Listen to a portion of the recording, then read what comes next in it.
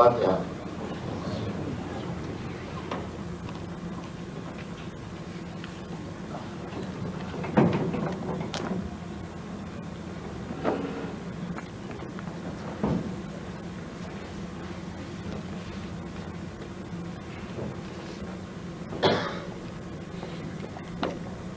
أعوذ بالله السميع العليم من الشيطان اللعين الرجيم بسم الله الرحمن الرحيم الحمد لله رب العالمين والصلاة والسلام على سيدنا وشفيعنا بالقول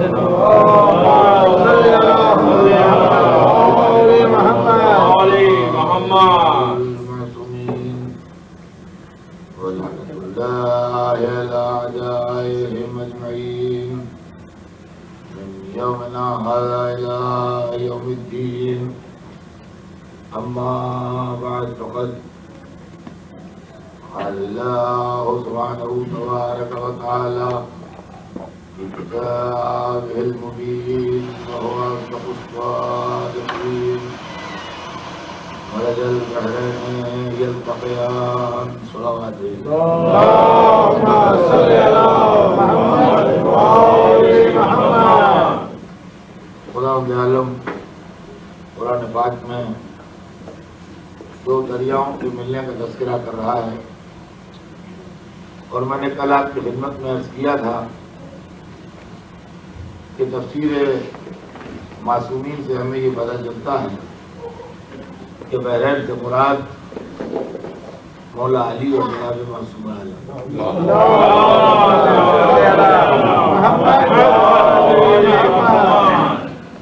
मैंने कल आपकी खिदमत में मौला अली के असबाब दुश्मनी जिक्र की कि हम अली के दोस्त क्यों हो गए और कुछ लोग अली के दुश्मन क्यों। वाकया एक ही है मगर तारीख में असर अलग अलग हुए, रिएक्शन अलग अलग हुए। अली की खिदमतों की बुनियाद पर कुछ लोग अली के दोस्त हो गए, जो इस्लाम दोस्त थे वो अली दोस्त हो गए, जो इस्लाम दुश्मन थे वो अली। इस्लाम सियासी भी है और मजहब भी है। सियासत भी इस्लाम है और मजहब भी है। इस्लाम एक रिलीजन भी है, धर्म भी है।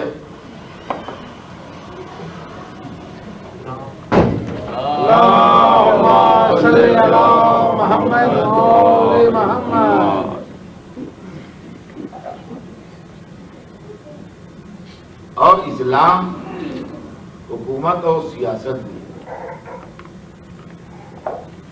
यह फर्क बहुत मुश्किल है और कैसे फर्क किया जाए कि सियासी इस्लाम कौन है और मजहबी इस्लाम कौन है।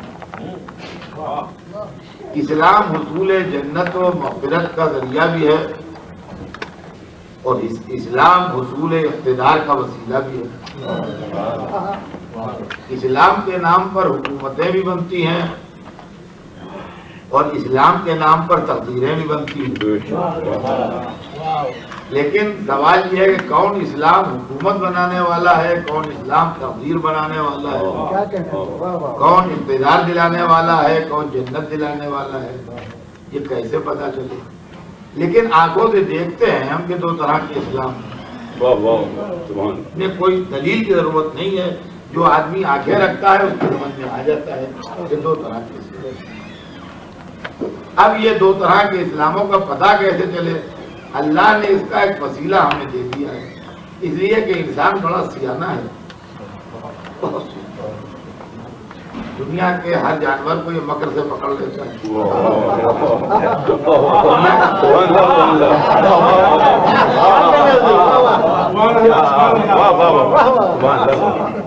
दुनिया के हर काम ये कर लेता है अपनी तरकीब से।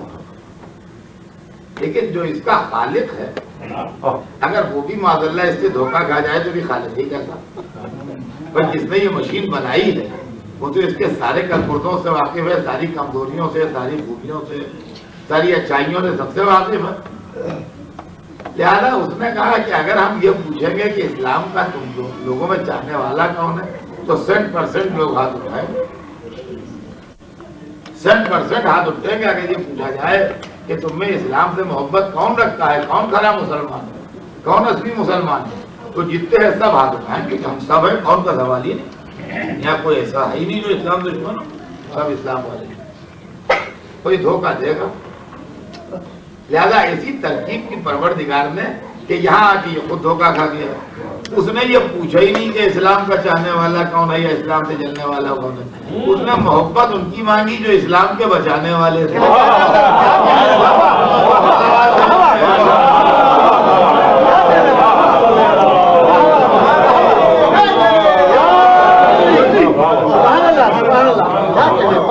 अब जो उनसे मोहब्बत करता है पता लग जाएगा इस्लाम से मोहब्बत करता है, और जो उनसे मोहब्बत नहीं करता पता लग जाएगा इस्लाम से मोहब्बत। अज़ीज़ान गिरामी, कल मैंने आपके सामने वो पूरे हालात पेश कर दिए जो अली की तरफ से लोगों के दिलों में छाले पड़ गए। खानदान, हर कबीले, हर जगह के लोगों में से 2-4 अली के हाथों मारे जरूर गए। लिहाजा लोग अली के खिलाफ हो गए। किसी का भाई मारा गया, किसी का बेटा मारा गया, किसी का चचा मारा गया, किसी का भतीजा मारा गया, किसी का मामू, किसी का खालू, किसी का दोस्त, किसी का अजीज, सब अली के हाथों मारे गए। लिहाजा ये सब अली के जानी और पक्के दुश्मन हो गए, खून के प्यासे हो गए सब अली के। गौर तलब बात यह है कि क्यों मारे। गौर तलब बात यह है कि क्यों मारे। अली ने कोई खानदानी झगड़ा था जो मार डाले, कुछ मामूल तो उनका माल छीन लेते थे इसलिए मार डाले, कुछ बड़े बदमिजाज थे वो कि जरा सी बात मिजाज वगैरह गुजरी और मार डाला आदमी, या वो कुछ उस टाइप के आदमी थे कि जिनको इंसानी खून बहते देख के कुछ मजा आता था। ऐसे भी दुनिया में होते हैं जो एक नफसियाती मरज है तो उसमें प्लेजर उनको महसूस होता है आदमी का खून बहाने में। तो ऐसा कोई मामला था क्या? नहीं, ऐसा कुछ भी नहीं। तो क्यों मार डालते? क्यों मार डालते? जो पूरे अरब में कोई कबीला और कोई खानदान और कोई इलाका न बचा जहां अली के हाथ में 2-4 मारे, तो क्यों मार डालते? हम न मार डालें, आप न मार डालें, अली क्यों मार डालते? तो उनका नहीं, असल में जो लोग रसूलुल्लाह को मारने आते थे उनको मारते। तो मालूम हुआ कि जाती तौर से अली का किसी से झगड़ा नहीं था। रसूलुल्लाह को लोग कत्ल करने आते थे और जो रसूलुल्लाह को कत्ल करने आते थे अली उनको रास्ते में खड़े रहते थे। जब वो आए थे यही मार डाला, आगे बढ़ गई। तो रसूलुल्लाह तो बड़े अखलाक मशहूर थे और बड़े उम्दा, कहते हैं कि उनके हसीन का फायद और दुश्मनों को भी माफ कर देते थे और किसी से उन्हें झड़क के कभी बात ही न की। हर एक से नरमी से बात करना, हर एक से अखलाक से पेश आना। तो ऐसी क्या बात हो गई कि लोग काफिले के काफिले और कबीले के कबीले और लश्कर के लश्कर उनको कत्ल करने जनाब चले आ रहे हैं? क्या हो गया था उनका? नहीं, पहले ये बात नहीं कि पहले तो सब मोहब्बत करते थे। जब से उन्होंने ला इलाहा इल्लल्लाह कहना शुरू किया था, जब से लोग उनको मारने जाने लगे। वरना पहले तो बड़ी मोहब्बत करते थे और बेशक उनको सादिक व अमीन कहते थे, कुरैश का तारा कहते थे, उनकी बड़ी इज्जत करते थे लोग, उन पर जान दे देते। मगर बाद में मुखालिफ हो गए थे जब से वो ला इलाहा इल्लल्लाह कहने लगे थे, जब जबर मुखालिफत हो गई। ओहो, तो अब बात समझ में आई कि असली दुश्मनी ला इलाहा इल्लल्लाह से है। अगर रसूलुल्लाह ला इलाहा इल्लल्लाह न कहते तो मक्के के बड़े पॉपुलर आदमी थे और बड़े हर दिल अजीज इंसान थे। लेकिन जब से उन्होंने ला इलाहा इल्लल्लाह कहना शुरू किया लोग उनके मुखालिफ हो गए। अब अगर इनको अल्लाह मिल जाता तो रसूलुल्लाह से न लौटते। अल्लाह मिला नहीं तो ये रसूल को मारने आने लगे। अगर रसूल को मार डालते तो अली से झगड़ा ना होता। रसूल को मार नहीं पाए, अली बीच में खड़े रहते थे।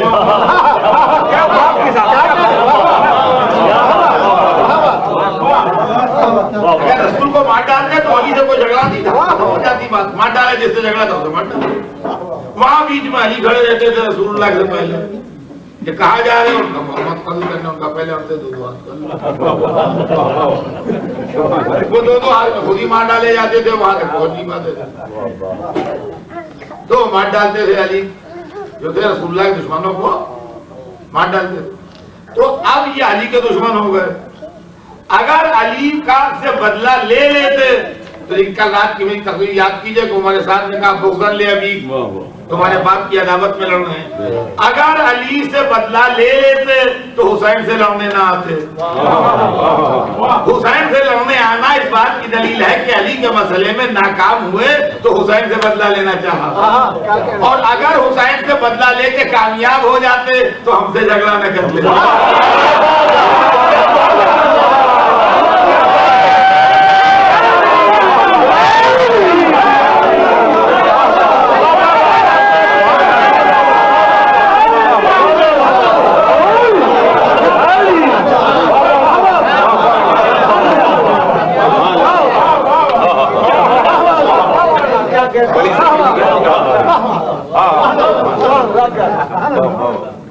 पूरी कहानी है ये, पूरी कहानी है। हम भी किसी से ना बोलते हैं, ना चलते हैं, ना लौटते हैं, ना भेजते हैं। अच्छा मारते भी हैं तो अपने ही सीने पर मारते हैं। इसके बरखिलाफ आप आइए तो हम कुछ ना कुछ हस्बे हैसियत कुछ आदमी की तवाज़ुई करते हैं, कभी शरबत, कभी पानी, कभी चाय, कभी कोई न्यास। बहरहाल ऐसा नहीं है कि हम किसी की जेब से हाथ डाल के कुछ निकाल लेते हो, बल्कि हस्बे हैसियत के हस्बे इम्कान जो भी है कुछ एक गिलास शरबती मुहैया है तो हम पेश कर देंगे आने वालों को। एक कप चाय है तो भाई किसी काबिल नहीं है, कप चाय है तो पेश कर देंगे। कोई एक छोटी सी कोई चीज खाने की है तो बहरहाल कुछ ना कुछ कम ज्यादा इससे बहस नहीं, लेकिन कुछ ना कुछ पेश ही करते हैं।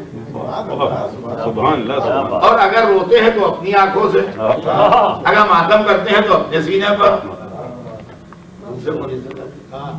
लेकिन लोग हमारे दुश्मन हैं, तो क्यों दुश्मन है? हमने क्या बिगाड़ा है? वही हुसैन वाली दुश्मनी है। इसलिए कि ये सारा काम या हुसैन के सिलसिले में होता है। तो हमसे जो दुश्मनी निकाली जा रही है वो हुसैन की दुश्मनी है। हुसैन से जो दुश्मनी निकाली जा रही थी वो अली की दुश्मनी थी। अली से जो दुश्मनी निकाली जा रही थी वो मोहम्मद की दुश्मनी थी। मोहम्मद से जो दुश्मनी निकाली जा रही थी आप समझिए बात अदादारी से शुरू होती है।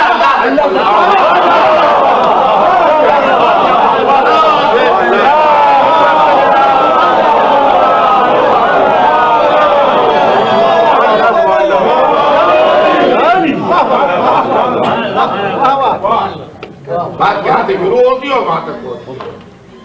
तो मैंने कल आपकी खिदमत में अर्ज किया और कोशिश की कि ये चीज किसी हद तक वाज़ेह हो जाए कि मौला अली की दुश्मनी के असबाब क्या थे और मौला अली की दोस्ती के असबाब।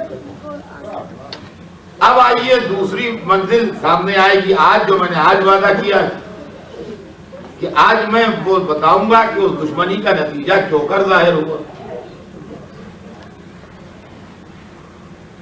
उस दुश्मनी का नतीजा क्यों कर जाहिर हुआ।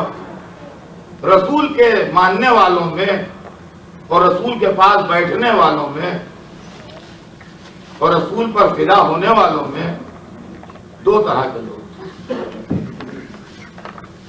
ये बिल्कुल तारीखी हकीकत है, इससे इनकार न कीजिएगा, इसलिए कि इससे इनकार करके बड़ी मुश्किल में फंस जाइएगा और जवाब न मिलेगा। रसूल के मानने वालों में दो तरह के लोग थे, मुसलमानों में दो तरह के लोग।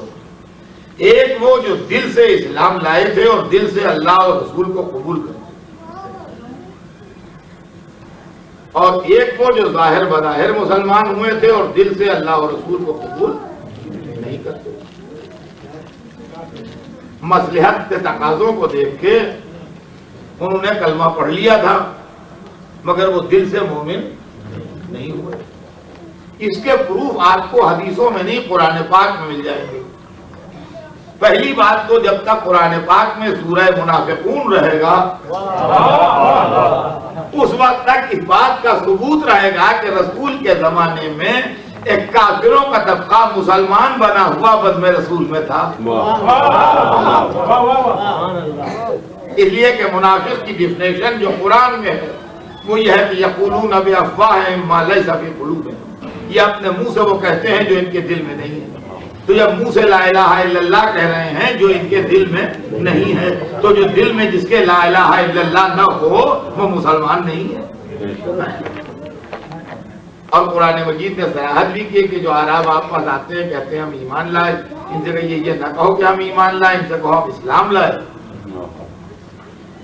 दूसरी जगह इरशाद हुआ कि ये आते हैं और कहते हैं कि हम गवाही देते हैं कि आप खुदा के रसूल हैं, वल्लाहु यअलमु नकल रसूलुल्लाह, अल्लाह जानता है कि बेशक आप उसके रसूल हैं, मगर अल्लाह ये भी जानता है कि ये मुनाफिक झूठे हैं।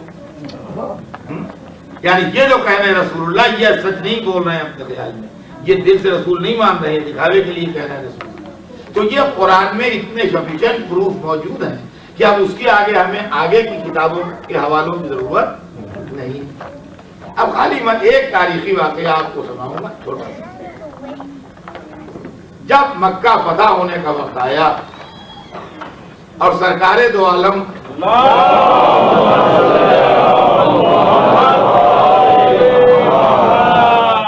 मक्के में फातेह की हैसियत से दाखिल हुए, तो शाम हो रही थी जब हुजूर मक्के के नवाह में पहुंचे। मक्के के सबर्ब में जब हुजूर तशरीफ लाए तो शाम करीब थी। मक्का एक मुहतरम शहर है और दुश्मन उस वक्त मक्के पर काबिज थे। रसूल ने यह बात मुनासिब नहीं जानी कि दुश्मनों के शहर में मक्के में रात को दाखिल हुआ जाए। सिक्योरिटी के हिसाब से भी, एहतराम मक्का के हिसाब से भी, बहुत से हिसाबों से रात के अंधेरे में मक्के में दाखिल होना मुनासिब नहीं है। तो आपने अपने लश्कर से यह कहा कि आज रात हम यहीं बाहर क़याम करेंगे बैरून मक्का और कल हम हुदूद मक्का में दाखिल होंगे सवेरे। चुना के लश्कर ठहर गया वहां और जाहिर है कि बड़ा लश्कर था, दूर तक पड़ाव पड़े हुए और लश्कर ठहरा। मक्के वालों को ये इत्तला मिल गई कि हुजूर एक बड़ा लश्कर लेके आ गए हैं और अब हमारे पास मुकाबले की कोई सूरत नहीं। चुनाचे मक्के की एक पहाड़ी पर जहां से सामने कमांडर साहब दिखाई दे रहा था, 2 आदमी चढ़े। ये वाकया हर तारीख में मिल जाएगा, कोई नया वाकया नहीं, मगर मैं जो मेरा इस्तेदलाल है वो सुन लीजिएगा। 2 आदमी मक्के की एक ऐसी पहाड़ी पर चढ़े जहां से लश्कर का पूरा मंजर दिखाई देता। इनमें से एक काफिर था, एक मुसलमान। 2 आदमियों में जो चढ़े थे उनमें से एक साहब मुसलमान थे और एक शख्स काफिर थे। एक साहब उनमें से बनी हाशिम में से थे और एक शख्स उनमें से बनी उमैया में से थे। चूंकि एक शहर के रहने वाले थे या बाज नागुफ्ताबे तारीखी अवामिल की बना पर दोनों में दोस्ती थी।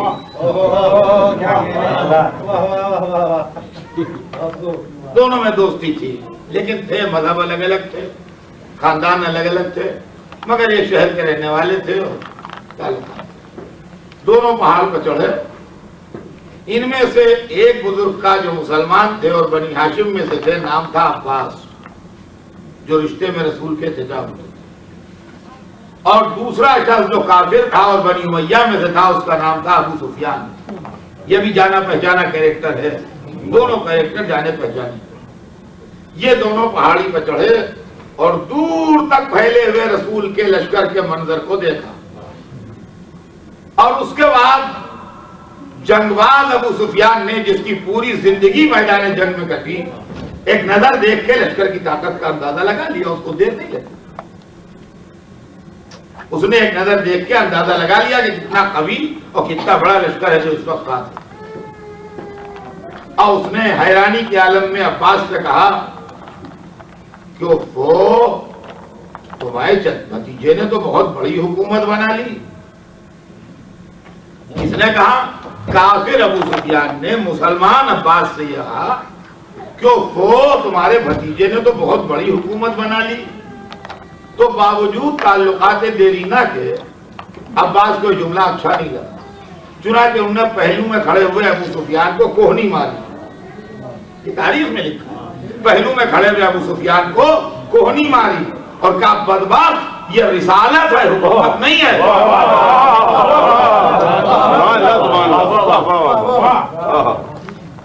बदबख्त, ये रिसालत है, हुकूमत नहीं है।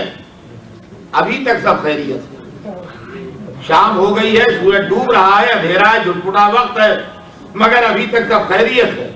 इसलिए कि हुकूमत कहने वाला काफिर है, रिसालत कहने वाला मुसलमान है। नजरिया अलग अलग है। काफिरों का नजरिया ये है कि ये हुकूमत है, और मुसलमानों का नजरिया ये है कि ये रिसालत है। सवेरे, कल के सवेरे खत्म हो गया वो अबू सुफियान जिसका नजरिया हुकूमत था, मसलहत के तकाज़ों से कलमा पढ़ के मुसलमान हो गया। अब मुसलमानों ही में दो तरह के लोग हो गए, हुकूमत वाले भी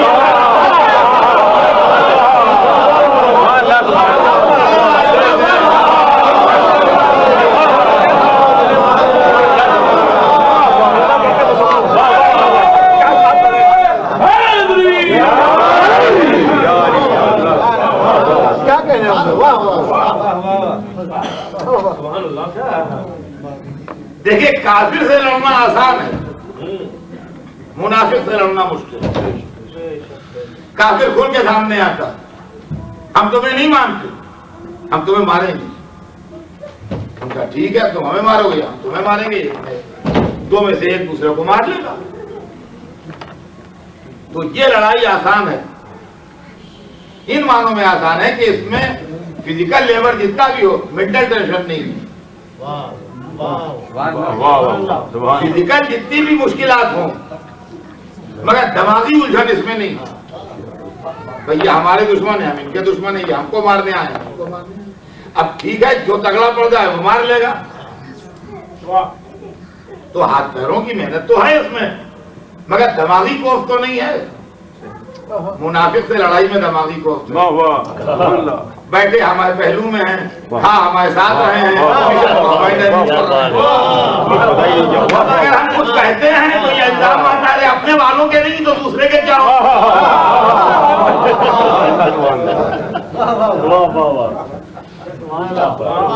तो अब इसके अंदर बड़ी मुश्किल है, इसके अंदर सारे असलहे बेकार हो जाते हैं, इसके अंदर सारे असलहे बेकार हो जाते हैं।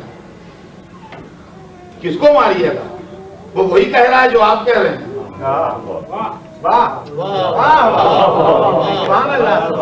अब आप कहिए नहीं, दिल से नहीं मान रहा है, कैसे प्रूफ है कि दिल से नहीं मान रहा? बड़ी मुश्किल की बात। अहले बैत का मिशन जो था वो तो एक वक्ती मिशन था जब काफिर को तलवार से ज़ेर किया। असली मिशन अहले बैत का था मुनाफिक के चेहरे से नकाब। अब जो अक्सर लोग कहते हैं अली शेर खुदा से चुप क्यों बैठ गए और हुसैन इमाम वक्त से सब्र क्यों किया, उलट क्यों न दिया करबला का सबका। हमारा ये मुनाफिक को एक्सपोज करना था, काफिर को नहीं।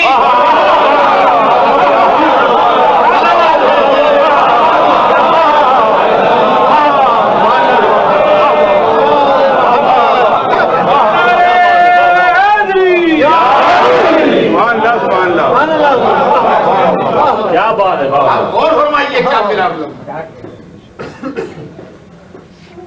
जो अहले बैत के लिए मुश्किल थी और जो अहले बैत का असल मिशन है, बेशक मौला अली ने खैबर फतह किया और खंदक में फतह पाई और बदर उहद में फतह पाई, मगर अली ने उन लड़ाइयों का कभी कोई तस्वीरा नहीं किया कि मैंने बड़ी मुसीबतें झेल झेल के काफिरों को कत्ल किया और बड़ी तकलीफें उठाई उन्हें अमर को ज़ेर करने में या मरहब को मारने में या बदर की लड़ाई लड़ने में। लेकिन वो 25 बरस जो खामोशी में गुजारे, खुतबा शख्सियतिया में उसका तज़किरा है कि कैसे गुजरे मुझ पर ये बरस। फिर कला इस तरह गुजारे कि जैसे आग में तिनका पड़ा हुआ या हलक में फंदा लगा, इस तरह गुजारे में। तो अब गौर फरमा रहे, असली इम्तिहान है सब्र मोहब्बत। तो अज़ीज़ान गिरामी, इसी चीज को जनाब सैयदा ने एक्सपोज किया।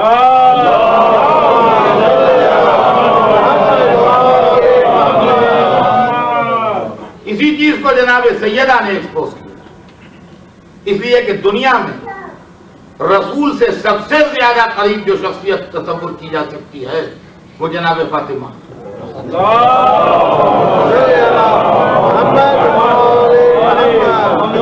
तो एक बात मैंने अब की मर्तबा बंबई में भी कही और उसके बाद कराची में भी कही,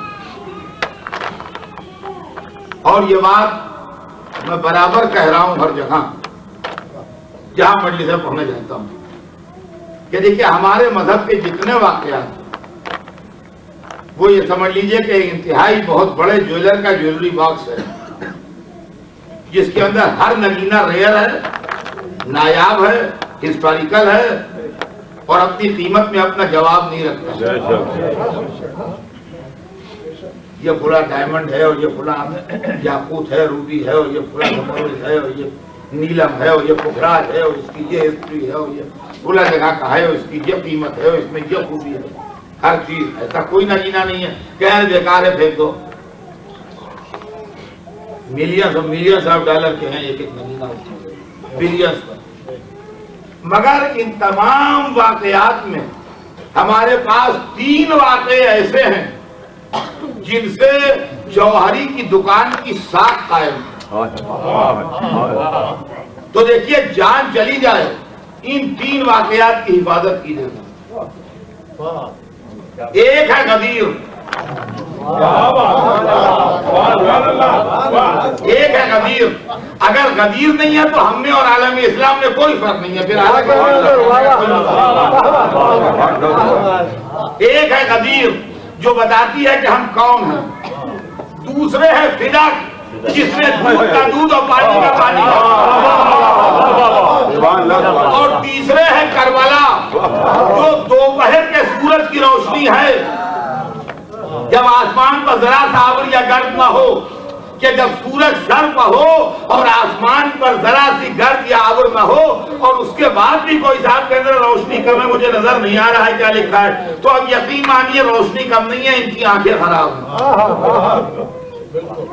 तो एक गदीर, दूसरे फिदक, तीसरे करबला, पूरी जान पर घेर के इसकी हिफाजत कीजिएगा हमेशा और इसको कभी जाया न होने दीजिएगा।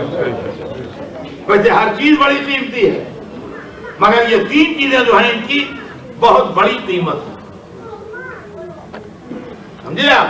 गदीर, फिदक, करबला।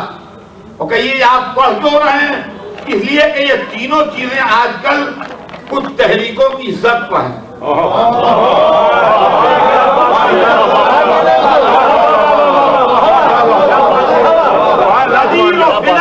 तहरीक इत्तेहाद बैनुल मुस्लिमीन की इज्जत पर है और करबला तहरीक इस्लाह आजादारी की इज्जत पर है।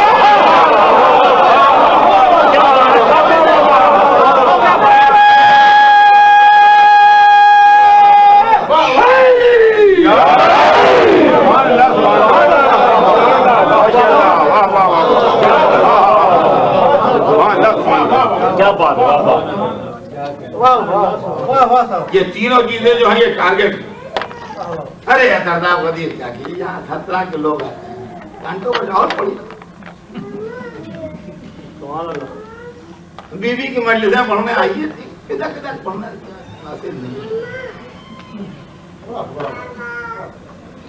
अरे ये लड़के वाले हैं, यंग हैं, यूथ क्या कहेगी, ये मुहर्रम में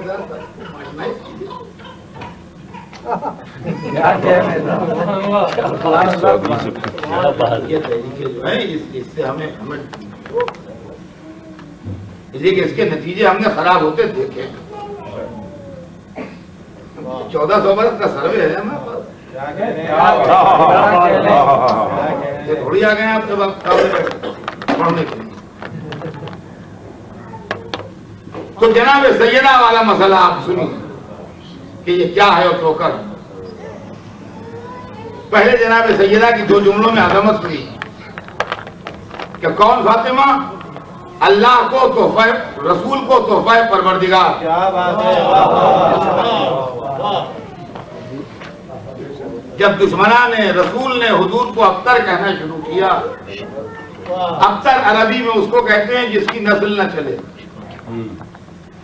जो बे औलादा रह जाए, वो अरबी में अफ्तर कहलाता है। जब काफिरों ने हुजूर को वलल ऐलान अफ्तर कहना शुरू किया तो उस रसूल रहमत ने न अफ्तर कहने वालों को लायक जवाब समझा और न कहने वालों की शिकायत खुदा से की। अगर अफ्तर कहने वालों से रसूल का झगड़ा होता तो तारीख लिखती कि फुला वक्त अबू जहल ने अफ्तर कहा तो रसूल ने उससे झगड़ा किया, फुला वक्त अबू लहब ने अफ्तर कहा तो रसूल ने उसको डांटा। ऐसा कोई वाक़या तारीख में नहीं लिखा। अब कहिए खुदा से नहीं कहा, ये कैसे मालूम? नहीं, ये भी हमें मालूम है। इनसे कम दर्जे के पैगंबरों ने अगर किसी की शिकायत खुदा से की है तो फौरन एक्शन हुआ। अफ्तर कहने वालों का खैरियत से जिंदा सलामत रहना इस बात की दलील है कि ये उससे भी शिकवा नहीं कर रहे। थोड़ा थोड़ा आप लोग अगर आगे बढ़ाएं तो बाद में आने वालों के लिए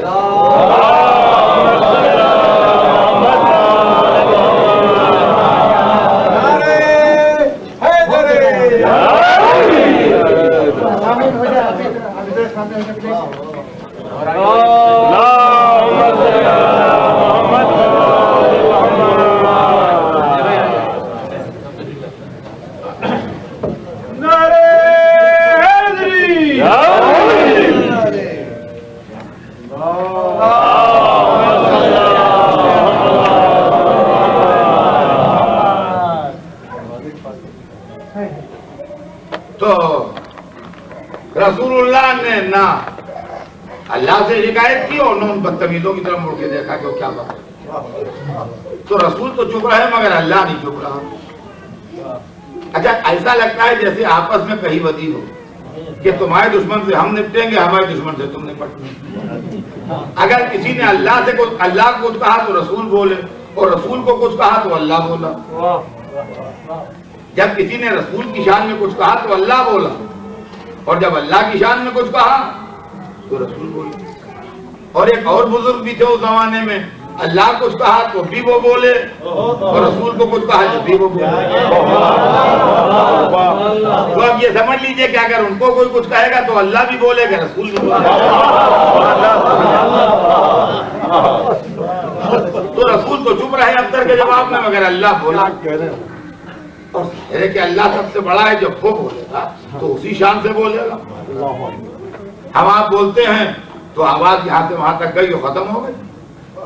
जब तक हम जिंदा रहे, जब तक वो बात कहते रहे, जब हम खत्म हो गए तो बात भी खत्म हो गई। लेकिन अल्लाह तो हय्यो क़य्यूम है। आज से 1400 बरस पहले बोला था मगर आज तक आवाज आ रही है। इन्ना शान का हो लगता दुनिया में औकात कहीं दिन है तो कहीं रात है तो कहीं सुबह है तो कहीं शाम है तो कहीं दोपहर है तो कहीं जोहर की नमाज हो रही है तो कहीं सवेरे की नमाज हो रही है तो कहीं मगरिब है तो कहीं ईशा है। कोई कुरान में बच्चा पढ़ रहा है, कोई बूढ़ा पढ़ रहा है, कोई इसाले सवाब के लिए पढ़ रहा है, कोई अपने जाती सवाब के लिए पढ़ रहा है, कोई हिफ्ज़ कर रहा है। तो इसका मतलब यह है कि अगर गिलोब के ऊपर आवाज उभारी जाए इन्ना शान का होल अख्तर तो करीब हर मिनट सुनाई दे रही है इन्ना शान का क्या कहने वाला। अगर कोई ऐसा सिस्टम ईजाद हो जाए कि गिलोब के ऊपर कोई खास आवाज हम उभारना चाहें तो आपको ये आवाज मुसलसल आपकी सुनाई दे, इंसानी जबान से निकल रही इन्ना शान का होल। कुरान में सूरा भेज दिया गया इन्ना आता है ना कल ए हबीब हमने आपको कसरत नसीब। लग रहा है जैसे शहंशाह बोल रहा है। अंदाज देखिए जुमले का, इसके अंदर लफ्ज अता और लफ्ज हम जो है इन दोनों में शहंशाहियत वाला लहजा है।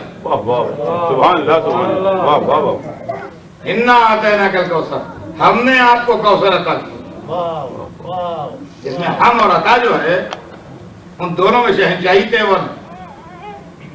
तो अजीजान गिरामी इतने अजीम जुमले के बाद अगर आम औलादों जैसी औलाद में जाए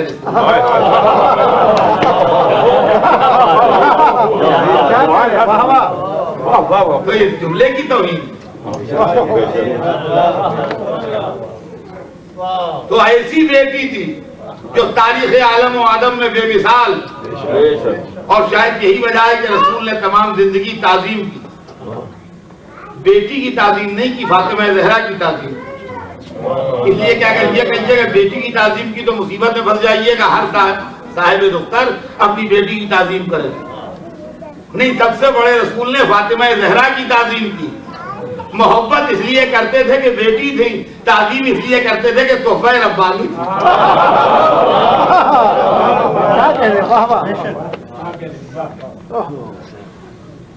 बेटी गोद में आई तो नाम फातिमा रखा। ये नाम भी यहाँ इस खानदान में उधर ही से आते हैं, अपनी पसंद से नहीं रखे जाते। मोहम्मद भी उधर ही का आया हुआ नाम है, अली भी उधर ही का आया हुआ नाम है, फातिमा भी उधर ही से आया, हसन हुसैन भी उधर ही से आया।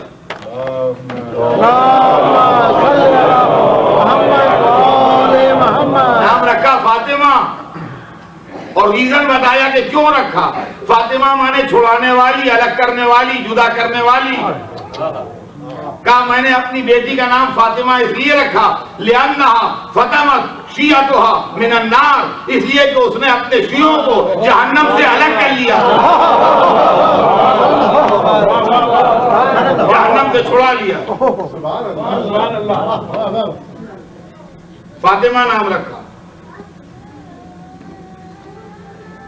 शहजादी के लिए फरमाया बचपन के लिए कि जब मैं गमज़दा उम्मत का सताया, दुख झेला हुआ घर में आता था तो फातिमा का चेहरा देख के मेरे अंदर जोश तबलीग पैदा होता। यह रसूल जनाब सैयदा के लिए कह रहे, मुरसल आजम बोल रहा कि जब मैं उम्मत का सताया, गमज़दा घर में आता था तो फातिमा का चेहरा देख के मेरे अंदर जोश तबलीग पैदा होता। ये जुमलों पर गौर कीजिएगा। ये नहीं कहते गम गलत होता था, थकन दूर होती थी, जिंदा रहने का हौसला पैदा होता था। बच्चे के चेहरे से ये सब काम होते हैं। दिन भर की कुल्फत दूर हो जाए। डॉक्टर 12 घंटे काम कर रहा है हॉस्पिटल में और उसके बाद थका हुआ आया है, इंतहाई पजल, इंतहाई थका हुआ ज़हनी तौर पर। घर में उसका एक छोटा सा भोला भाला बच्चा है, बेटी। वो आया, उसका चेहरा देखा, वान के गोद में बैठ गया। जब बच्ची आई गोद में बैठ, उसका दिन भर की थकान और कुल्फत और कोफ दूर हो। ये तो हो सकता है। बच्चे का चेहरा जिंदा रहने का हौसला दे सकता है। एक आदमी थक गया जिंदगी से, वो जा रहा है सुसाइड करने, सामने बच्चा आ गया। एक दफा उसके चेहरे को देख के सोचा मैं सुसाइड कर लूंगा, इसका क्या असर नौ जिंदगी से लड़ूंगा, इसको अकेला नहीं छोड़ूंगा। ये हो सकता है, ये बात मेरी समझ में आती है, आप सबकी समझ में आती है। लेकिन बच्चे के चेहरे का मिशन से क्या ताल्लुक है?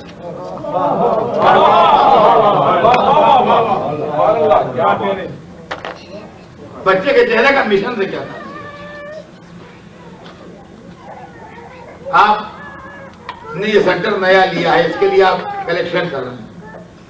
दिन भर वीकेंड में कलेक्शन करके थके थकाए घर में आए, घर में छोटा सा बच्चा है, उसको देख के आपकी थकन तो दूर हो सकती है। आपके दिमाग में ये फीलिंग कहां से डेवलप होगी कि चलो थोड़ी देर के बाद चाय पी के फिर निकल जाओ, खुला खुला के पास कुछ पैसे और कलेक्ट कर लो। उस कलेक्शन का इससे क्या ताल्लुक? डॉक्टर दिन भर का थका हुआ आया, ये हो सकता है कि दिन भर की थकान उसकी दूर हो जाए बच्चे को, लेकिन ये कैसे सोचेगा वो कि वो जिस पेशेंट की हालत खराब है 2 घंटे बाद 1 घंटा बाद जाके जरा उसकी विजिट ठीक कर लो। पेशेंट की हालत से बच्चे के चेहरे का क्या है? सेंटर के लिए कलेक्शन से बच्चे के चेहरे का क्या है?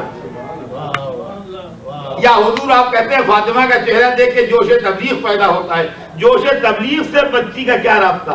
मुमकिन है जवाब दे, तुझे क्या खबर? फातिमा के मासूम चेहरे पे छिपी हुई नस्ले इमामत ज़बाने हाल में कहती थी माला दीन पहुंचा जाइए, बचाना मेरा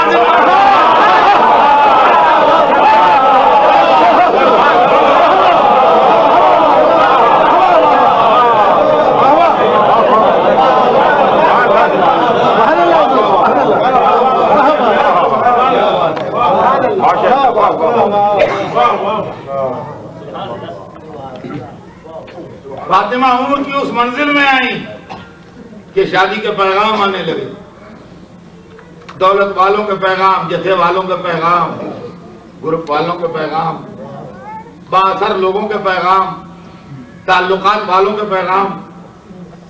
और रसूल रसूल रहमत हैं, खुल्क़े अजीम का फायज हैं। हर एक को एक जवाब, इस मामले में मुझे इख्तियार नहीं है, अल्लाह को एक ही जवाब दिया सबको, इस मामले में मुझे इख्तियार नहीं है, अल्लाह को इख्तियार है। मैं कहूँगा सरकार जो फरमा रहे हैं आपका फरमाना हमारा ईमान, मगर अपने दिल को क्या करें? ये जुमला आपकी जबान से अपने कानों क्या करें, कान हमें कबूल नहीं करते आपकी जबान से लफ्ज के मुझे इख्तियार नहीं है। जैसे चांद को दो करने का इख्तियार हो, अंग्रेजों को तस्वीर पढ़वाने का इख्तियार हो, दरख्तों को ताजीम के लिए झुकाने का इख्तियार हो, नालायन समेत काबा कौसैन से गुजर जाने का इख्तियार हो, जमीनों आसमान की कुंजियां हों जिसके पास, वो एक ऐसे मामले में जिसमें हर बात बोलता है,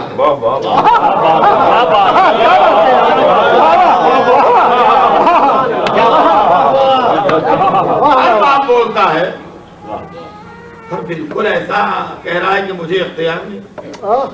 वो सही फरमा रहे हैं, हुजूर फरमा रहे हैं, आप जो क्या करेंगे या हुजूर क्या करें, अपने को ये जुमला हम सुन रहे हैं, मान भी रहे हैं, मगर बेचैनी अपनी दूर नहीं हो रही है। क्या मेरी बेटी की अजमत समझ ले, खुद ब खुद मालूम हो जाए। तू मेरी बेटी को क्या समझता है? अगर खाली एक मुसलमान लड़की होती तो मुझे इख्तियार था कि अच्छे मुसलमान से चाहूँ क्या दूं। मेरी बेटी है मासूमा, और मासूमा की शादी गैर मासूम से होती नहीं। मैं मुसलमान बनाता हूँ, मासूम नहीं बनाता, मासूम बनाता है अल्लाह।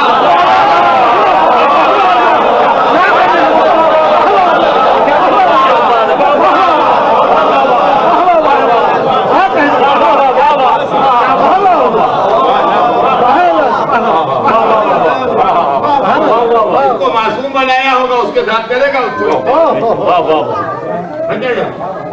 क्या बात है।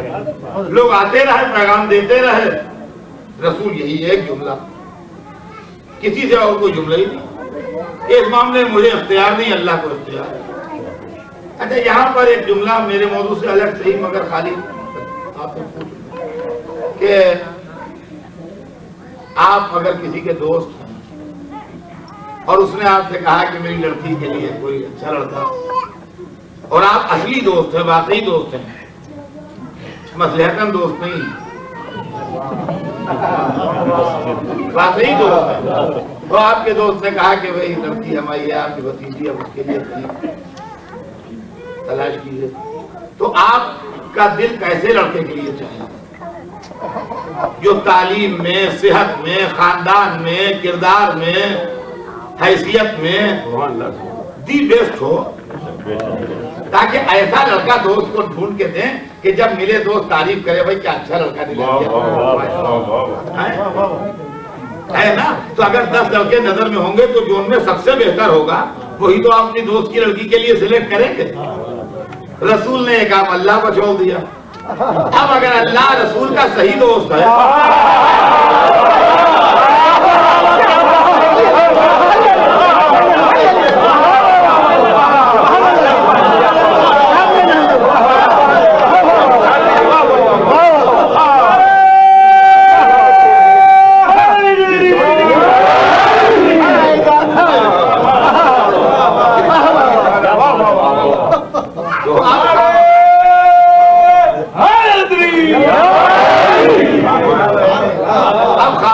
अफजलियत की बहस को बाद रसूल उठाते हैं। अफजलियत की बहस तो अब्दे फातिमा के पास तय हो गई।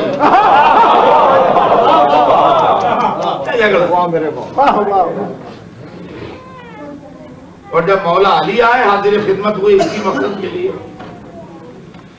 तो अली के आने के साथ साथ, बल्कि अली के आने से कुछ मिनट पहले जिब्रील आए तो कहा अल्लाह तो दुरूद और सलाम के बाद इरशाद फरमा रहा है कि हमने अपने फातिमा अली के साथ कौल दी।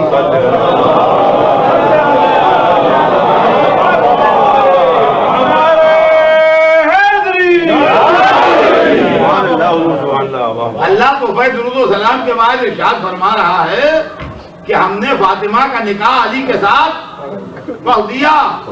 पढ़ दिया, तुम मस्जिद में उसकी नकल दिखा दो। हमने तो पढ़ ही दिया, तुम भी मस्जिद में नकल दिखा दो। अरे अल्लाह ने बेटे से लड़के से पूछा ना लड़की से पूछा, कैसे पढ़ दिया? पहले लड़के लड़की से पूछा जाता है, फिर कहा पढ़ा जाता है। न लड़की से पूछा न लड़के से पूछा, पढ़ दिया। कैसे? अब सही भी होगा बगैर पूछे पढ़ दिया तो मुमकिन है जवाब आए तमीज से सोच, मैं वकील नहीं हूँ, खालिक हूँ।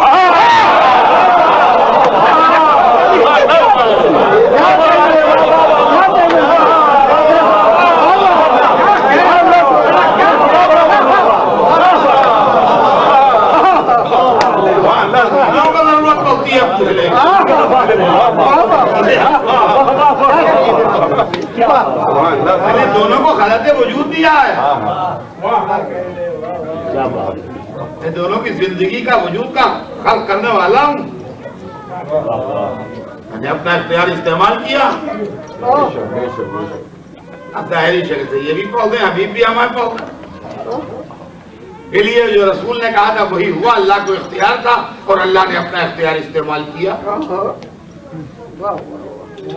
अब रसूल आए, अली आए, तो वाकया आपको मशहूर है, मुझे उसको रिपीट नहीं करना। मुझे तो कुछ और ही पढ़ना है, खाली बात तमीदन यहाँ तक आ गई। अब आता हूँ अपनी मंजिल पर चंद मिनट में। उन्होंने निकाह हो गया, निकाह तो अली का एक निकाह 2 दफा पढ़ा गया। देखिए सारी दुनिया में और अली में फर्क ये है कि हर एक का एक निकाह 1 दफा पढ़ा जाता है, अली का एक ही निकाह 2 दफा पढ़ा हुआ। एक ही निकाह मगर पढ़ा गया 2 दफा। अर्श को भी पढ़ा गया। अच्छा मस्जिद में और भी लोगों के निकाह हुए? नहीं, मौला अली का थोड़ी हुआ। उस जमाने में जो मुस्लिम सोसाइटी थी उसके निकाह और भी मस्जिद में होते होंगे। मौला अली का भी हो गया, उसके पहले भी निकाह हुए होंगे मस्जिद में। मौला अली के निकाह के बाद भी मस्जिद में निकाह होते होंगे। सन 2 हिजरी मौला अली का निकाह, बाद 3 हिजरी में, 4 हिजरी में, 5 हिजरी में अगर होते होंगे मस्जिद में निकाह। सन 1 हिजरी में भी हुए होंगे। मौला अली के निकाह से पहले भी 2-4 निकाह हुए होंगे मस्जिद में। तो मस्जिद में और लोगों के भी निकाह होते थे, मौला अली का भी निकाह हो गया। आज भी मस्जिदों में निकाह होते हैं, कोई ऐसी बात नहीं है कि नहीं होते। तो ये तो अक़्द आम हुआ, जैसे और लोगों का होता है वैसे अली और फातिमा का निकाह हो गया। और एक अक़्द खास हुआ, आदम से लेके आज तक ना आसमान का किसी का निकाह पहले पढ़ा गया, आज तक पढ़ा गया। तो ये अक़्द खास हुआ। तो अली और फातिमा का निकाह 2 दफा पढ़ा गया। एक अक़्द आम पढ़ा गया, एक अक़्द खास पढ़ा गया। तो अल्लाह ने नस्ल भी दोहरी जलाई, नस्ले आम भी चली, नस्ले खास। नस्ले आम में वो सादात हैं जो सारी दुनिया में फैले हुए हैं। नस्ले खास में वो इमाम है जिसके बाद दादा का इल्म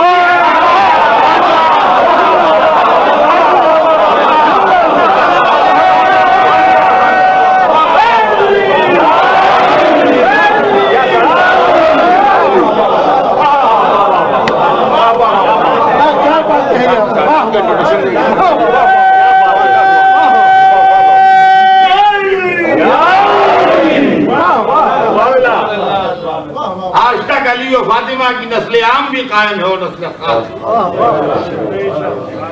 दोनों नस्लें अल्हम्दुलिल्लाह मौजूद है रोए जमीन। बाज़ीदान गिरामी, मैं तो सिर्फ अज़मत अर्ज कर रहा था, इसलिए बात यहाँ तक आ गई कि जब रसूल ने बेटी ब्याही अली के साथ तो एक जुमला कह दिया ताकि अज़मत सैयदा समझ में आए। इसलिए कि सैयदा तमाम जिंदगी पर्दे में रही, तो आपके बहुत से मौजूदात भी पर्दे में रहे होंगे, बहुत से अहवाल भी पर्दे में रहे होंगे, बहुत सी करामतें भी पर्दे में रही होंगी, बहुत से शरफ पर्दे में रह गए होंगे। दुनिया को नहीं मालूम कि सैयदा किस अज़मत की शहजादी थी। लिहाजा रसूल ने कद्र फजीलत फातिमा कितना बुलंद है, जबकि आम इंसानी आंख ने उसको नहीं देखा तो उसका अंदाजा बता दिया।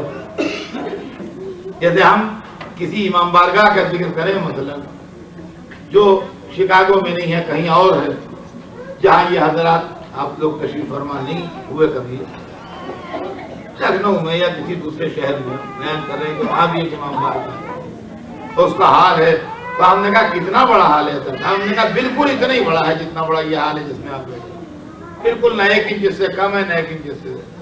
तो भले आपने वो हाल न देखा हो लेकिन आपको एक अंदाजा तो हो गया कि कितना बड़ा है वो।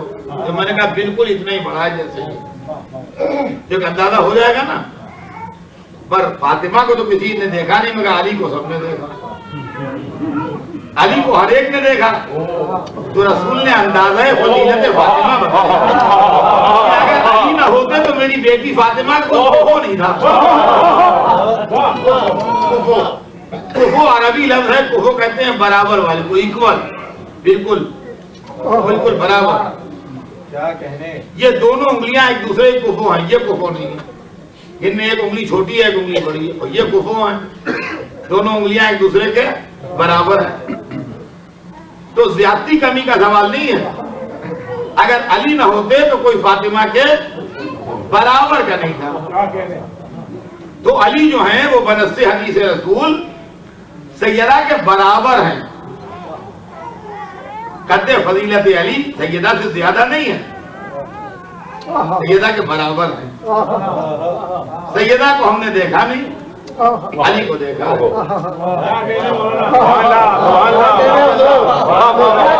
अली का कहते फजीलत कितना वाला है। जो काबे में पैदा हुए वो अली, जो रसूल की गोद में पले वो अली, जिन्होंने दावत अशीरा में नुसरत का वादा किया वो अली, जो शब हिजरत जान बेच के सोए वो अली, जो फातिह बद्र वो अली, जो फातिह उहद वो अली, जिनके लिए जुल्फकार आई वो अली, जो कुल्ले ईमान बने वो अली, जिनको खैबर का आलम मिला वो अली, जिनके लिए आए दतीर वो अली, जिनके लिए सूरह दहर वो अली, जिनके लिए आए नजवा वो अली, जिनके लिए आए इस्तिखलाफ वो अली, जिनके लिए हदीस तैर वो अली, जिनके लिए हदीस नूर वो अली, जिनके लिए हदीस मंजिलत वो अली, जिनके लिए हदीस खैबर वो अली, जो खतीब मिंबर सलूनी वो अली, जो गोश मुरसल तक जाए वो अली, जिनके लहजे में अल्लाह शब मेराज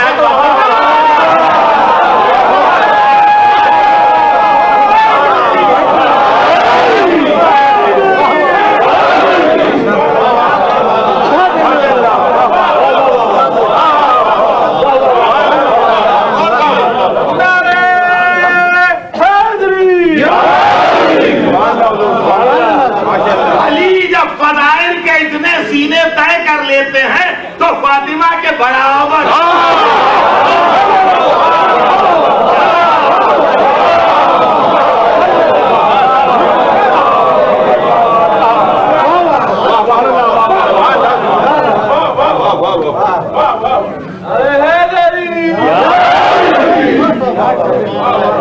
ये जनाब सैयदा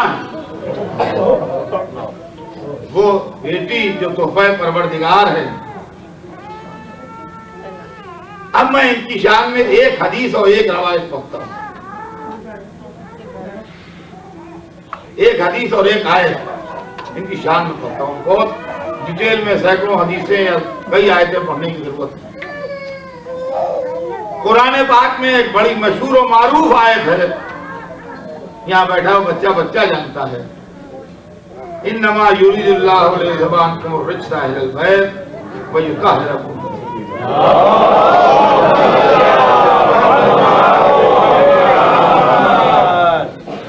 जरा आप अब यहाँ से बयान पर खास तवज्जो दीजिए। ये जो टर्न आया बयान में यहाँ तक आके, अब आपकी खास तवज्जो दे। कुरान पाक में यह आयत है जिसको हम लोग आयत तफसीर कहते हैं, जिसमें अल्लाह ने फरमाया कि यकीनन अल्लाह ने ये इरादा कर लिया है अहले बैत कि आपसे हर तरह की रिज्क को, गंदगी को, नजासत को, बुराई को दूर रखे और आपको उस तरह पाको पाकीज़ा रखे जो पाको पाकीज़ा रखने का।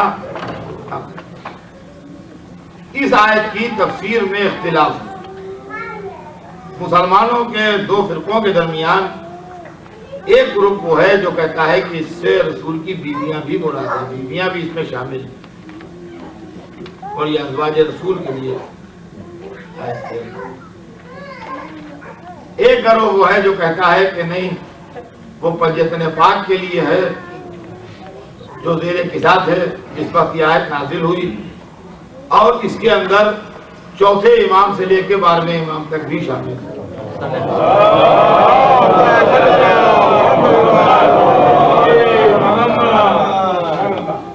दोनों ग्रोहों की अपनी अपनी दलीलें हैं, अपने अपने सबूत हैं, अपनी अपनी बहस है। वो एक अलग सब्जेक्ट है, अगर उसको पढ़ूंगा तो फिर वो पढ़ूंगा कि कौन क्या कहता है और किसको हम मानते हैं, किसको नहीं मानते हैं, क्या सही है क्या गलत है, वो एक अलग, वो इस पर क्षण है। लेकिन बहरहाल ये आयत भी उन आयतों में है जिसकी तफसीर में इख्तिलाफ है।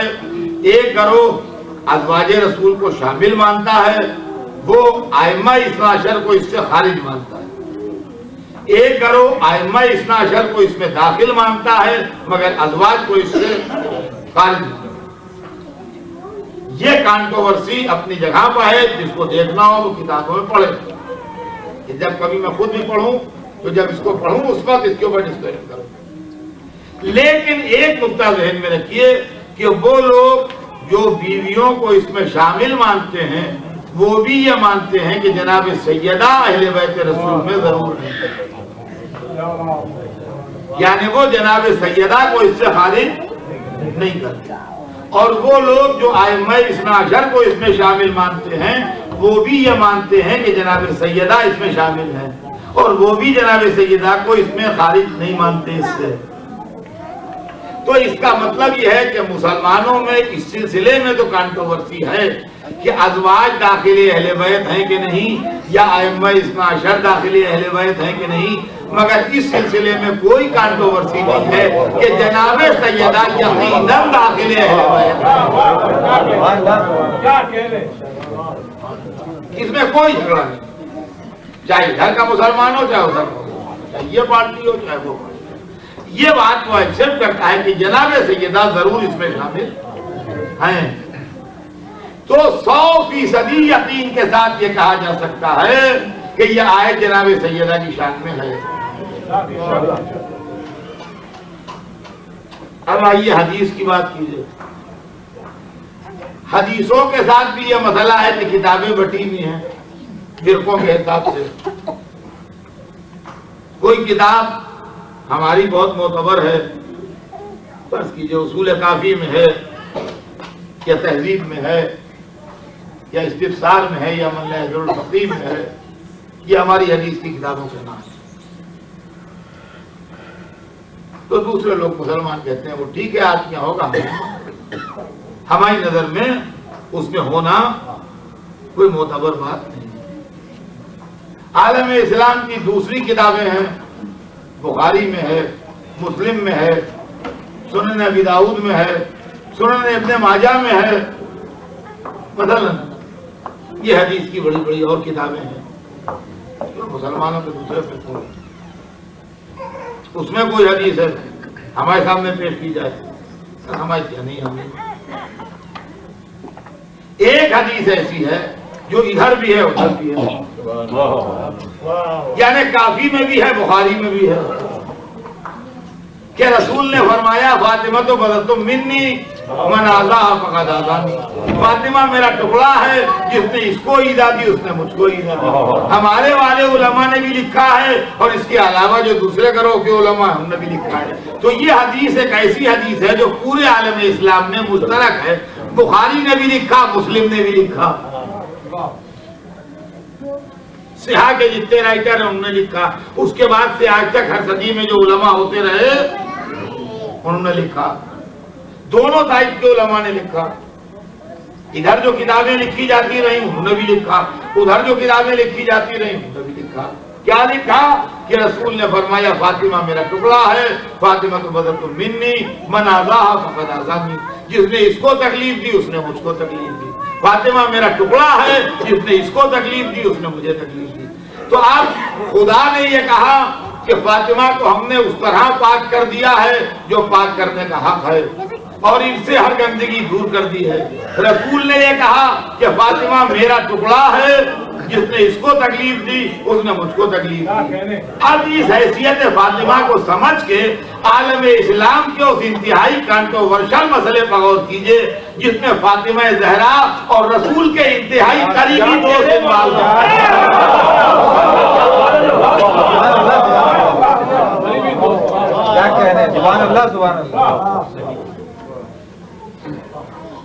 वाकया, ये कहना आपका ये पुराना वाकया है, जिसको आपने इस वक्त गाय को छेड़ दिया, ये बहुत पुराना किस्सा है, 1400 वर्ष का। क्या दुख है इस वक्त इसको छेड़ देने का? किस्सा तो 1400 वर्ष पुराना है बेशक, मगर असरात उसके आज तक हैं। इसलिए कि 7 बजने में 12 मिनट बाकी हैं, गालिबन 7:30 बजे तक यहाँ आज़ान मगरिब का वक्त हो जाता है आजकल। 7:24, तो 7:24 के ऊपर जैसे ही अदा का वक्त आएगा वैसे ही ये मसला पैदा हो जाएगा कि हम नमाज के लिए वुजू किस तरीके पर करें, और फौरन ये मसला होगा नमाज किस तरह पढ़ें। तो ये मसला तो 1400 बरस पुराना है, मगर असरात आज तक है। इसलिए कि उनको लीडर माने जिन्होंने बात कही थी, या उनको माने जिन्होंने बात झुठलाई।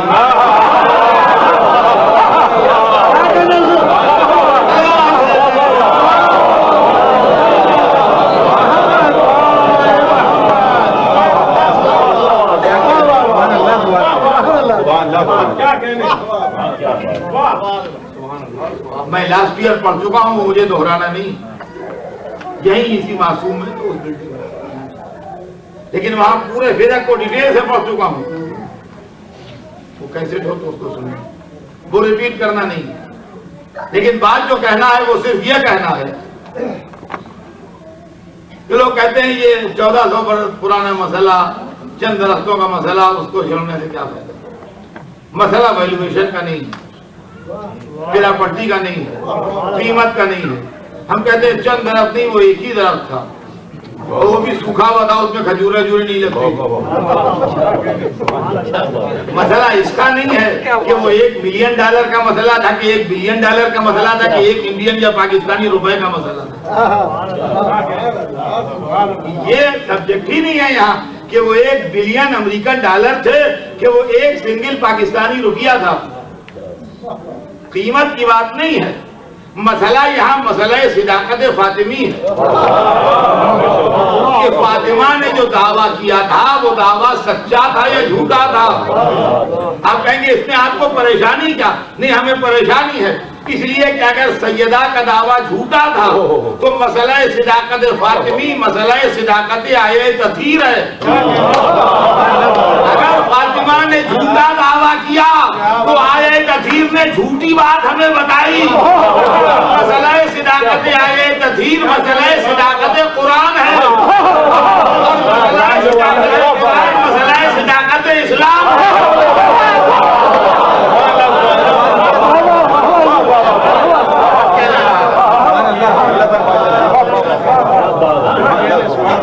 समझिए आप क्या है कि अगर जनाब सैयदा ने झूठा दावा किया तो इसका मतलब यह है कि आये तथीर ने झूठी यकीन दहानी कराई।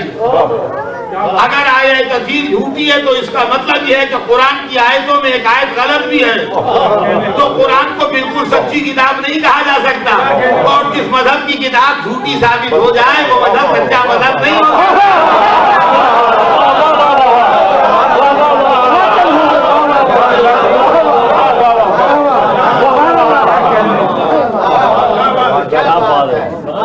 यही वजह है अज़ीज़ान गिरामी कि बड़े बड़े आके यहाँ पर काम गए। इमाम अबू हनीफा ने लिखा इसको, और लिखा कि जनाब सैयदा ने जो दावा किया था हकीकत वो प्रॉपर्टी का दावा नहीं था। उन्हें बात लिखी था कि प्रॉपर्टी का दावा नहीं था, बीबी दरबार से अपनी सच्चाई मनवाना चाहती थी। ये टोकन प्रोटेस्ट था, अलामती दावा था। बीबी दरबार से इसके बहाने अपनी सच्चाई मनवाना चाहती थी, और अगर कहीं खलीफा धोखा खा जाते और बीबी को सच्चा मान लेते तो फौरन इमीडिएट वो उसी ग्राउंड पर अपनी शौहर की खिलाफत का दावा करते, और फिर खलीफा को छोड़ने के अलावा दूसरा कोई रास्ता नहीं रह जाता। इसलिए कि अभी सच्चा मान के फैसला। तो इमाम साहब के ख्याल में तो हमने समझदारी का सबूत दिया जो सच्चा नहीं माना, मगर मेरे ख्याल में बीवी ने निहायत सियासी वार किया चेहरा एक्सपोज करने के लिए कि अपने मुखालिफ को दोराहे पर लाके खड़ा कर दिया। या मुझे सच्चा मानो और हुकूमत छोड़ो, या मुझे झूठा कहो जन्नत छोड़ो।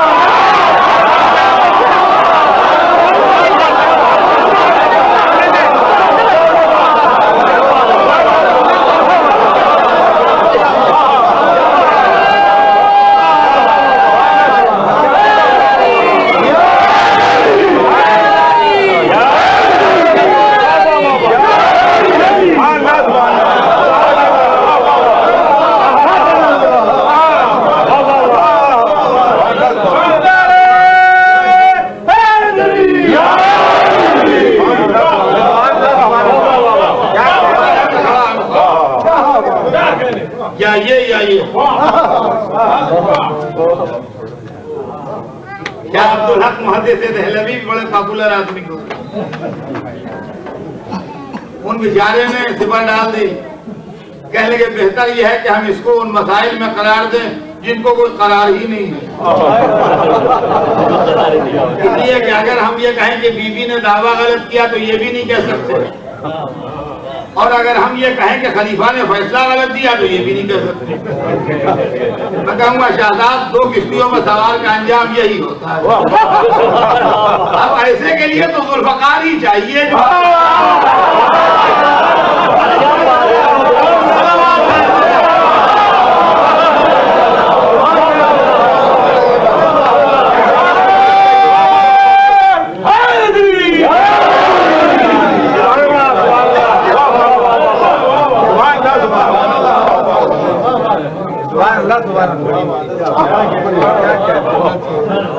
और बात जब खिंचते खिंचते गुज़श्ता सदी तक आ गई तो साहब उर्दू का लिखने वाला था, मगर बात सबसे ज्यादा इंसाफ की लिख गया।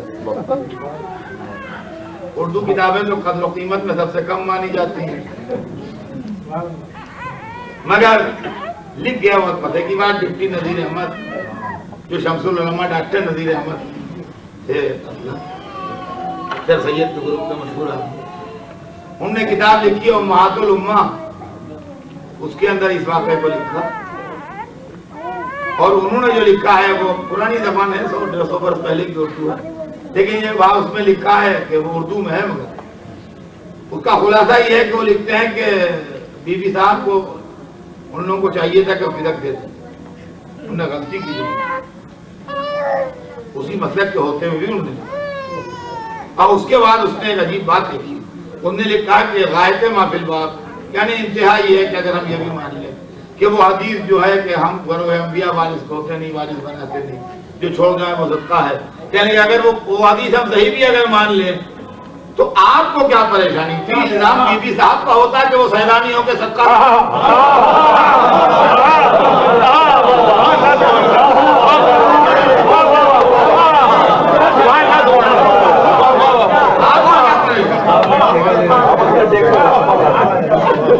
सारा इल्जाम उनके सर जाता तो सैलानी भी हम सबका भी ये ले रहे। आपको क्या पता? और उसके बाद साहब उसने इसकी जो बात वो कहना चाहिए, अगर कोई हक लिखे तो उसकी तारीफ भी करना चाहिए। उन्होंने उसके बाद जो आगे लिखा है लास्ट पैराग्राफ उसका लिखा है कि सच पूछो तो पैगंबर साहब के बाद अहले बैत के एहतराम में फर्क आ गया। लिखता है कि सच पूछो तो पैगंबर साहब के बाद अहले बैत के एहतराम में फर्क आ गया। जो शुदा मुंजर हुआ, यानी आहिस्ता आहिस्ता पहुंचा करबला के उस जिगर खराश वाक़े की तरफ कि सच पूछो तो मुसलमानों से ऐसी नालायक हरकत हुई है कि दुनिया में मुंह दिखाने का काबिल ये लिखा डिप्टी नजीर अहमद, शमसुल उलमा डॉक्टर नजीर अहमद किताबों में। डिप्टी नजीर अहमद मशहूर है, डिप्टी कलेक्टर थे अंग्रेजों के जमाने में, वो डिप्टी नजीर अहमद कहलाते। तो अज़ीज़ान गिरामी ये मसला है, तो आलम इस्लाम को इस मसले पर गौर करना चाहिए कि रसूल की इस हदीस और कुरान की इस आयत की मौजूदगी में आलम इस्लाम जनाब सैयदा के लिए क्या कहेगा। अज़ीज़ान गिरामी अब वक्त भी तमाम है और बात भी तमाम, खाली इस नुक्ते की तरफ आप मुतवज्जे रहें कि फिदा इस बात हक के लिए बहुत जरूरी और बड़ी ताकतवर है कि इसके अंदर आन के आदमी मजबूर हो जाए। और ये रसूलुल्लाह के चंद दिन के अंदर का मालिका है, इसके ऊपर कोई दूसरा कलर चढ़ाया नहीं जा सकता।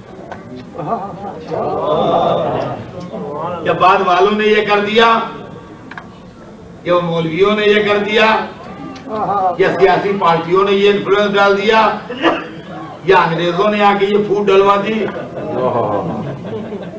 ये सब ना अंग्रेजों के सर जा सकता है, न पार्टियों के सर जा सकता है, न बाद वालों के सर जा सकता है। ये सब शुरू वालों ही का था। और अजीजान गिरामी, दो वाक़े तारीख में बड़े अहम हैं और अजीब हैं। एक तरफ अहले बैत हैं जिनमें एक को सिद्दीक का खिताब हासिल है, एक को सिद्दीका का। फातिमा ज़हरा अहले बैत की सिद्दीका है और अली अहले बैत के सिद्दीक। और इन दोनों की सिदाकत के ऊपर कुरान की भी मोहर आए मुबाहिला की शक्ल में। इसलिए कि मुबाहिले में सच और झूठ का मुकाबला हुआ था तो ये लोग कामयाब बनते थे। अहले बैत की सिद्दीका भी थी उस लश्कर में और अहले बैत का सिद्दीक भी था उस लश्कर में। उम्मत ने भी एक बुजुर्ग को सिद्दीक का खिताब दिया और एक खातून को सिद्दीका का खिताब दिया। तो एक अहले बैत का सिद्दीक है, एक अहले बैत की सिद्दीका, एक उम्मत का सिद्दीक है, एक उम्मत की सिद्दीका। खाली तवज्जो आपकी दिलाना है, बात तो आप सब जानते ही हैं कि ये इत्तिफाक अजीब है तारीख का कि एक मर्तबा अहले बैत की सिद्दीका उम्मत की सिद्दीक के सामने आई और एक दफा उम्मत की सिद्दीका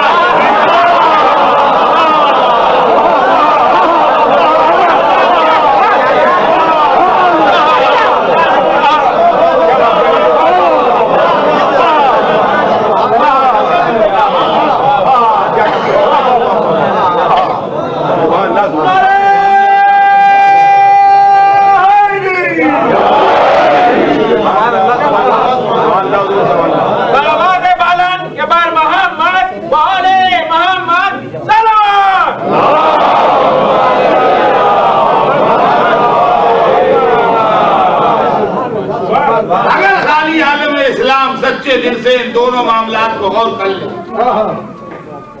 और इसके अंदर किसी नतीजे तक पहुंच जाए तो मसला हर हाल में हल हो जाएगा, उलझा रही नहीं जाएगा। और इसके अंदर रसूलुल्लाह का इंतहाई करीबी तबका है। एक रसूल की बेटी है, एक रसूल का दामाद है, एक रसूल की बीवी है, एक रसूल का दोस्त है। निहायती क्लोज सर्किल रसूलुल्लाह का। और दो मुकाबले हैं, एक मस्जिद में है, एक मैदान में है। अजीजान गिरामी, अगर वक्त होता तो ये एक एक बिस्मिल्लाह के सवाल नहीं होता, ये एक एक मजलिस कभी भी खत्म होने वाला किस्सा नहीं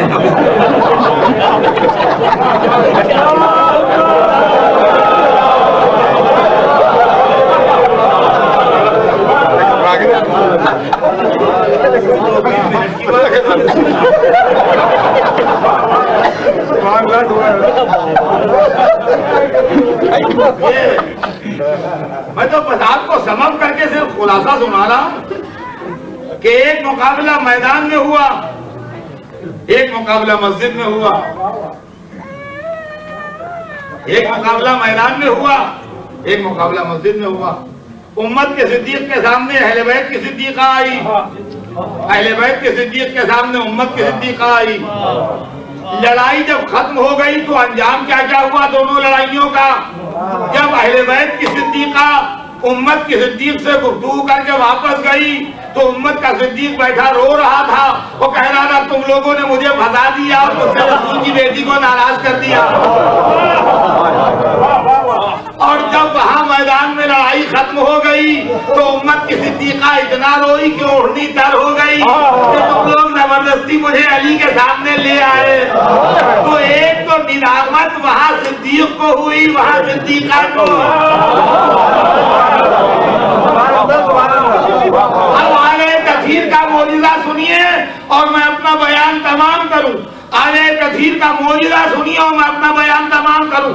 जब उम्मत की सिद्दीका अहले बैत के सिद्दीक से लड़ चुकी तो तनकीद इस्लामी ने यह कहा कि सिद्दीका से खताए इज्तिहादी हो गई। अहले बैत का सिद्दीक हक था, अहले बैत का सिद्दीक हक था, सिद्दीका से खताए इज्तिहादी हो गई।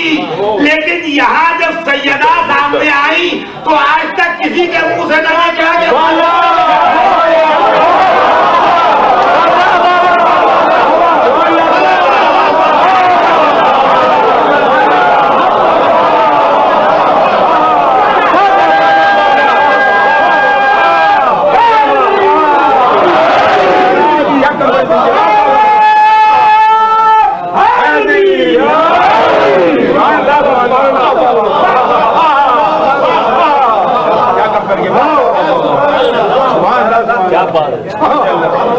यह है अज़मत सैयदा और यह आए तफसीर का जोर। यह है अज़मत सैयदा और यह है आए तफसीर का जोर कि जिन लोगों की शान में आए तफसीर है उनके लिए तसव्वुर खता दुश्मन के दिमाग में भी आना पाया। जो सैयदा के मुकाबले में आया भले उसे कुछ न कहें मगर फातिमा के अमल को खता इज्तिहादी नहीं कहा। और जो अली के सामने आए उनकी गलती खता इज्तिहादी मानी गई। अली के लिए निस्बत नहीं हुई कि अली को खता इज्तिहादी हो गई। और ये ना कहिएगा कि अली को खिलाफत ने बचा लिया वरना अली के इक़दाम को भी खता इज्तिहादी कहा जाता। नहीं, हुसैन खलीफा के सामने आए और अपने दुश्मन को इतना दलील किया कि उसकी खता को आज कोई खता इज्तिहादी भी नहीं कहता।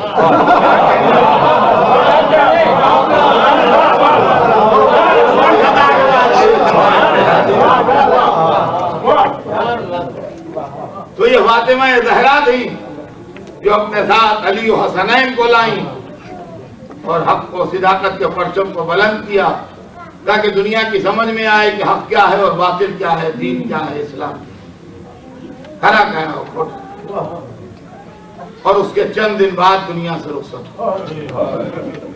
और इस मजलूमी से रुखसत हुई।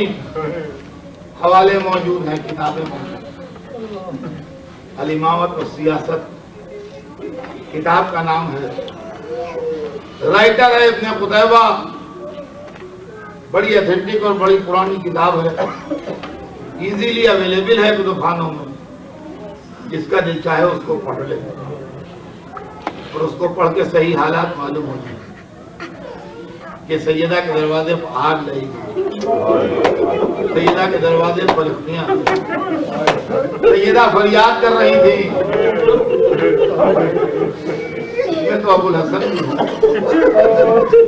इस घर में तो मेरे बच्चे भी कहा नहीं हम घर को जला देंगे। तो मौलाना शिबली नोमानी जैसे शख्स ने भी इस बात को तस्लीम कि कोई बईद बात नहीं है उनसे, हैरत की बात नहीं है कि उन्होंने ऐसा कहा। और उसके बाद दरवाजा ढकेला गया। फातिमा ज़हरा का पहलू शुरू, लेकिन उस आलम में भी अली को बचाने के लिए निकली। जब जालिम अली को लेके चले तो कहा खल्लू अबुल हसन, अली को छोड़ो। और जगह नहीं छोड़ते तो कहा अली को छोड़ो नहीं तो मैं सर के बाल आसारे क़यामत नमूदार होने लगे। अली को छोड़ो, अली को तो बचा ला ही मगर अपनी कुर्बानी दे दी। हमारे बताती है कि उसके बाद तीसरे दिन बीवी की शहादत हो गई।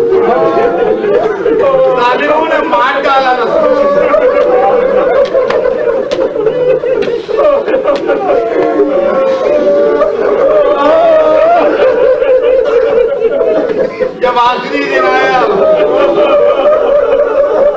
तो अस्मा कहती है मैंने देखा चेहरे अरदस का रंग उतर रही है।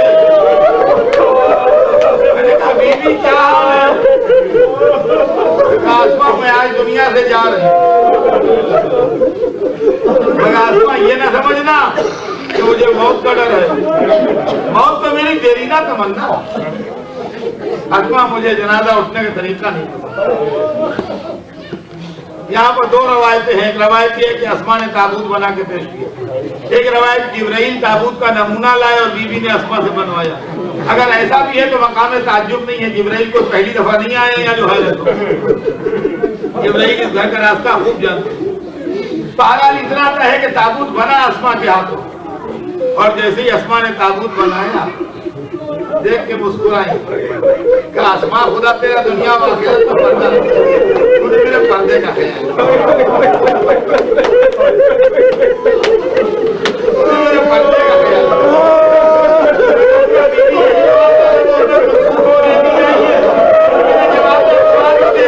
मगर इस्लाम के पर्दे का क्या होगा?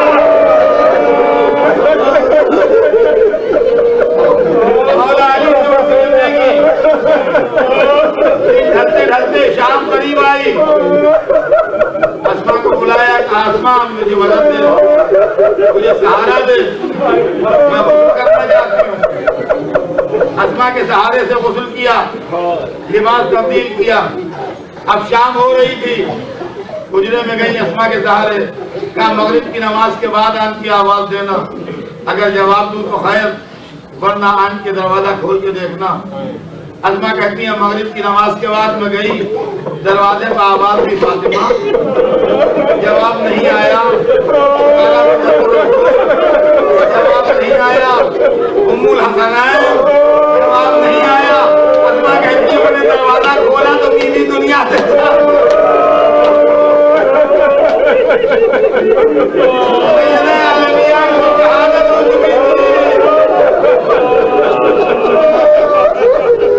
अली को खबर दी गई। अली ने अपना कहा दिया, कहा मेरा आखिरी सहारा भी खत्म हो गया। रवायत बताती है घर में आए, मुताबिक वसीयत, गुस्ल दिया, कफन पहनाया, काफूर जन्नत से हुनूद किया। रात काफी गुजर चुकी थी। रात के किसी हिस्से में मस्जिद को लाके सहन में रखा, बच्चों को आवाज दी कि माँ का आखिरी दीदार करो। शहजादियां आई, माँ के चेहरे की जियारत की।